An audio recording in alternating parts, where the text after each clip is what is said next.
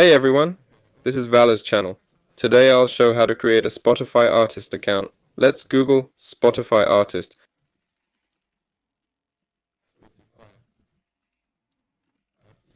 Hit enter. Click the Get Started button here. Now click Get Access. Choose Artist. Log into Spotify, create a username or register. I'll sign in with Google. I don't have one. Well, then we'll need to create an account. I'll quickly set it up. And I'll be right back.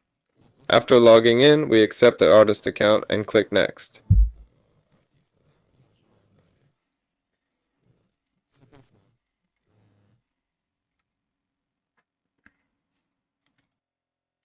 If you have a profile, you can add it here.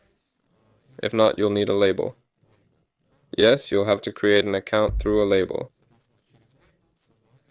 For this, click I'm part of a label. And here we go through the label. Next, if needed, type label for Spotify and choose your distributor.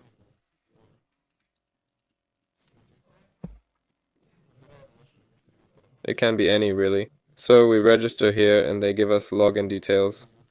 This has been Valor. Bye everyone.